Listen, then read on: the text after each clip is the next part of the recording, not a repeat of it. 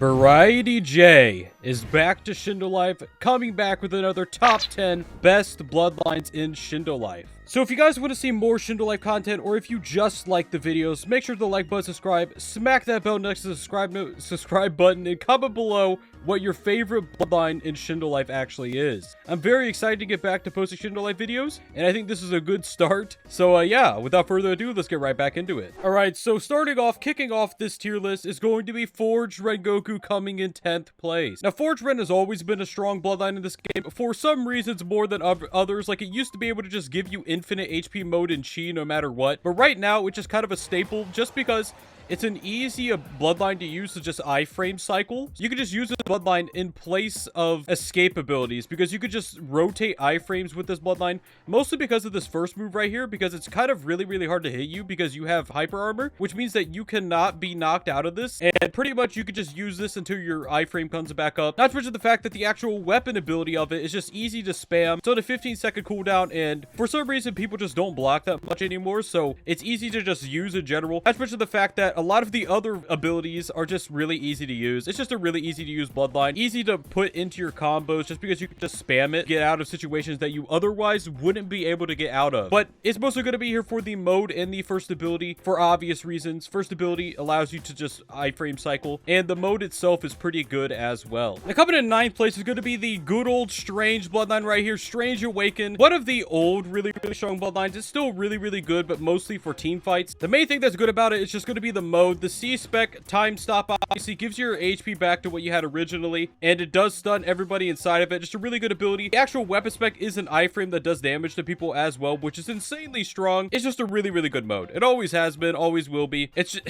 I mean, like, that's kind of all there is to say about Strange. I'll tell you guys about the abilities, because the abilities, in my opinion, are a lot more fun, but they're not nearly as good as the mode itself. So the first ability, Strange, right here, you click on somebody, it's a stun attack. Second ability is just an attack that does a bit of damage over time when you're actually using it. And then the third ability is a laser beam. Very cool abilities, but not nearly as good as the mode itself. That's kind of all there is to say about Strange. Alright, so coming in 8th place is going to be another one of my most favorite bloodlines in the game, Boramaki Gaiden. Now, I absolutely adore this bloodline. It's insanely easy to use. The abilities can be equipped to EKG slots. Just a really great bloodline. Obviously, you have the mode. I'm going to show you guys the mode at the end. It's probably the strongest thing about the actual bloodline. Third ability is the worst. You click on somebody, it does a bit of damage. Third ability is by far the worst ability, right? But you have the first ability, which is a dash ability that is a guaranteed stun if you land it, and it's also really good for combo extending because it puts them in an air combo at the end, which isn't auto dodgeable. You can't auto dodge in an air combo. And then, of course, the second ability is a really good ability to pair with the first one because it dashes you to them and does an attack. Easy to follow up with another ability afterwards. First two abilities of Boramaki Gaiden are really great. And then obviously you have the mode, which is absolutely broken. Now you have the F ability, which does 80,000 damage on a 15-second cooldown, and all you gotta do is click on somebody. Insanely broken. You have the C-Spec, which constantly launches balls towards people and does an attack afterwards. It's on a 30-second cooldown, so it's not nearly as good as the actual F ability. I need to show you guys the counter for this bloodline because that's kind of like the strongest part of this bloodline. And I know I didn't show you guys the counters for the other ones, but that's because they weren't as good as this one. So you have these people here, right? They're gonna start attacking me as soon as I punch them. Boom, punched. I'm gonna use the counter as soon as I can. Watch this. Ready? I'm gonna use the counter. They're gonna hit me. So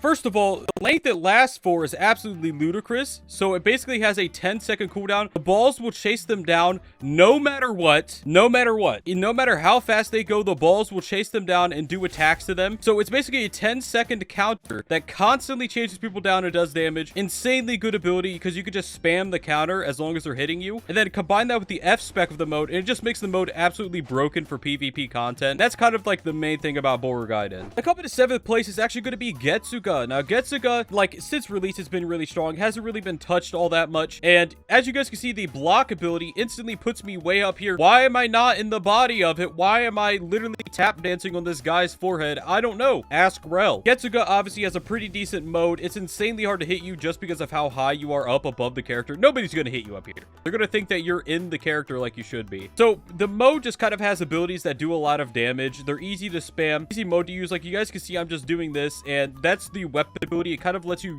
go into the mode. Gives you insane hyper armor, insane damage resistance, and ranged M1 ones. A lot of the other modes that are new actually have this as well, like Indra, Ashura, and this Bloodline. Not to mention the fact that the actual Getsuga abilities can be equipped on elemental Bloodline abilities, so they can be equipped in my 4, 5, and 6 slots, and they're just really good for comboing. The first ability drags people towards you. The second ability actually is a combo extender. Then the third ability right here, look at this. I did a jump. I did a front flip, and I'm just chucking shurikens at people. Very good hyper armor ability. There's not really much special about this Bloodline in all honesty. It's just an easy to use, easy Bloodline that can go into your EKG slot with a pretty decent mode. Now, coming to 6th place is going to be both Bankai and Riser Akuma. Now, I'm not going to show you guys both of their abilities because they're almost the exact same Bloodline now after all the nerfs. But mainly, you're going to be using Riser Akuma, Bankai Akuma for both their second ability and their actual mode. First of all, the C spec of both of these modes is an iframe ability that actually mode drains people. You obviously also have the weapon spec, which I think on Riser it isn't. I'm pretty sure on Riser it isn't an iframe, but on Bankai it is. Correct me if I'm wrong. But basically, the C spec of these are insanely strong. I think I am on C3. And then obviously you have the second ability, which is a stun. Basically, it stuns them. I think Riser teleports you to them. Bankai doesn't. Depends on what you want to do with your combo. It's just a really, really long range, short hand sign stun ability. Riser has less hand signs. Bankai has more. Bankai doesn't teleport you. Riser teleports you. In case you guys are wondering, I'm just going to go ahead and use Riser here because it teleports you to them. So depending on what your combo was, you're going to switch between them. Bankai and Riser third, they're just damage abilities, aren't that good. And obviously the auto dodge, if you guys need an auto dodge, it's a free auto dodge if you guys actually have this Bloodline in your kit. Coming in 5th place, we're going to have Light Jokai. Now, Light Jokai mode is obviously really, really good. I'm going to go ahead and boom, 3-spec the Light Jokai mode. Obviously, the M1s are ranged. They do, I'm pretty sure they also cheese rain, which is nice. The first ability is great because it's a block break AoE ability that actually has range to it, which instantly makes it pretty good because it's also instant. The second ability is a counter which you can abuse. It just basically spins around you and allows you to combo afterwards. These NPCs, bro. The third ability is pretty terrible. It just does damage and does a little swirly effect. It was always bad. It's always been bad. It's kind of like one of the faults of the Bloodline. Then obviously you have the mode here, which is just pretty great. The weapon spec does an attack that allows you to dash and combo afterward because there is no end lag. Obviously you also have the C spec, which is an ability that teleports you to each person, allows you to combo afterwards, which is pretty great. I'll show you guys it against these logs over here. And then obviously you do also have the F spec, which doesn't exist. Sorry boys, you guys thought I pranked you. So it's just basically like the C spec is really strong. The first ability is really strong because look at this. Boom. No cooldown, block break ability, just really great. So the C-Spec teleports you to them and allows you to combo afterwards. It's just a really good ability overall. Now we're coming up on one of my favorite Bloodlines of the game. In 4th place is going to be Ashura Shizen. Now, I love Ashura Shizen. I'm going to be honest here. I love this Bloodline. It's so fun to use. It's so easy to use as well. And you guys will see the mode. I'll show it at the end of this one right here because the mode is absolutely insane. So the abilities, first of all, the first ability is kind of just a really, really easy to use combo extender that uses a lot of damage. You can use it to interrupt people's abilities as well because it does stun lock them. Just a really good just combo extender or just annoying ability. Now the third ability of Assurance is kind of trash. It's kind of a grab ability. You can put people in place and then hit them afterwards. I mean, it's just kind of a trash ability, but it is what it is, man. Now the second ability I absolutely love. It's a guard break stun ability that you can use to start your combos. It also drains chi from people like crazy. I love that ability. I use it in like all of my combos. Insanely good combo starter ability. Not to mention the fact that the mode. Now let's get started on the mode here, huh? So the F spec is a counter. I can't show that to you guys right now because I'm not fighting anybody, but the F spec is a counter. Not much special about it. It's a counter. It has a really long cooldown. You probably won't be using it all that much. So the C spec is, it does the more damage the closer you are to them. And yeah, so my game lagged out, but I just did 180k damage because I was right next to them. And yeah, of course, the mode raises you high up in the air, way above the actual avatar, so you can't hit them either. Like, look at this tree, bro. Look, I'm on top the mo freaking tree, man. What? Like, what is going on here? But the actual weapon spec of the mode, it puts you in this giant damage-resistant hyper armor ability. And the closer you are to them, you M1 them right here. It does drain your mode to M1, I'm pretty sure. But it does do a lot of damage. Then I think the C-spec is just a stronger version, if not the same as the normal C-spec. But yeah. So, hyper armor, really, really amazing mode. An amazing first and second ability. Just a really great Bloodline. I love this Bloodline, man. I'm biased. I'm gonna say it. I'm biased. Stay mad. So, in Third place is going to be Eisden. Now, this is less for Eisden itself and more of for the glitches it has. So, I'm going to show you guys Eisden first. And I'm going to show you guys the glitch. So, Eisden, of course, I'm not going to show you guys the mode yet because the mode is kind of the most broken part of it. First ability, it's a laser beam, goes forward, stuns people. Not that flashy. Second ability is a attack that comes down from above. Not that good as well. Third ability is kind of like the second one, but it's an AoE. They're kind of the same ability, just has no hand signs. So, before I show you guys the glitch, the weapon spec of this is so strong. I mean, it's one of the fastest bloodlines in the entire game, combined with the fact that it lets you fly wherever you want. It's just a really, really good ability. The F spec is a turret that can constantly attack people and annoy them. There's literally no reason not to use it. You just spam F. Then, of course, you have the C spec of the mode, which does a lot of damage for literally no reason at all. And then you also have the goofy M1. This is still not fixed. Look, there's a block. It's spawning a block at the end of your M1. Obviously, the M1 range is huge. It teleports. I think this is the highest mode in the entire game. Why am I above the gate when my thing is down there? Like, bro, I'm literally dancing on top of this gate right now. It's crazy. But in the second mode specifically, when you use abilities that teleport you instantly to wherever you want to go, yeah, it's bugged. Yeah, you just saw that correctly. Look. It's over there. I'm gonna wait 20 seconds. And I'm gonna target this log right over there. And I want you guys to just see this ability. This is with all teleporting abilities, not just this one. This is just the one I'm using. Every ability that teleports you to them works for this. So look, I'm gonna use the ability again. Look at this. Why? I just cross-mapped this log, bro. This log is shivering. But yeah, Eisden is just really strong because of the glitches, honestly. And the mode is really, really good too, just for escaping and crap like that. Now, another bloodline, which I absolutely adore, is Code. But that's mostly because Code is absolutely freaking broken. It is broken. It always has been, always will be. So you have the C spec of Code, which is an ability that does a ton of AoE. You can drag people through these little mines right here and to make them take a lot of damage. It's just a really annoying ability to deal with. It is just a really fun ability to use as well. The first ability does a little clone summoning ability right here, which actually does do damage to them, and it just allows you to do whatever you want because there is no hand signs. You just use it and then charge your chi. Like, what are they going to do? They're going to charge your clones and take damage. And then, of course, you have the second ability of Code, which basically allows you to teleport to them. Boom. It allows you to teleport to them and stun them, which is just really, really good overall. And you could also click on them to then teleport them. You don't need to activate the ability, but people do activate the ability. The M1s are ranged, as you guys can see. Look at that. Kind of goofy. You have the weapon spec, which actually is a counter ability.